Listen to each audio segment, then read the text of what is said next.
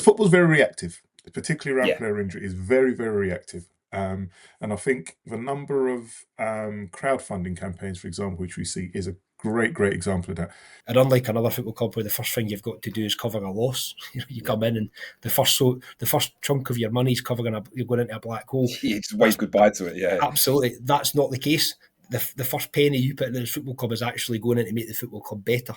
And you know what the sad thing is, and again, like, this is one of the things that people don't let you say, you're not allowed to say, definitely not in like a women's forum, but some of my most difficult working relationships and situations have been at the hands of other women.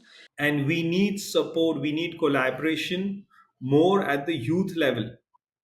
Yeah. Unless we get more clubs coming in, more academies coming in, mainly at the grassroots, we cannot grow. Jefferson's played in Spain, Mexico more recently in Ecuador, and then he was literally sat on a bench at Barnoldswick Town away on a wet Tuesday night for 75 minutes, and then our gaffer gets him off the bench, and it takes some warming up.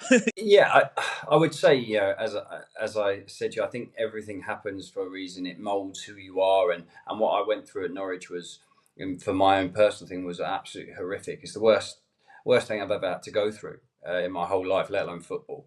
Having 4 operations in 3 years, not being able to walk without pain, not being able to play for 2.5 years, coming back from one injury, then getting injured in training before I played, then going back and going through the amount of injections and everything was awful. I've seen a lot of cases, not calling names, but that people don't care and just take for the likes. Hey, I want a selfie, and then like the players like, okay, whatever. They won't say anything, but also it's like, it's not professional at the end of the day, right? So you need to learn when, and I would say when and with who, and sometimes it's possible, yes, right, but also knowing the moment, I guess. The best practitioners can be found at all levels of sport, and I think at some point they probably find their way to the top, but maybe it's a situation where they're happy where they are.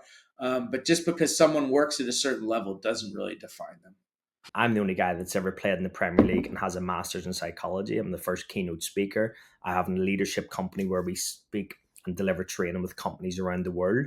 But it's all about the level that you operate at.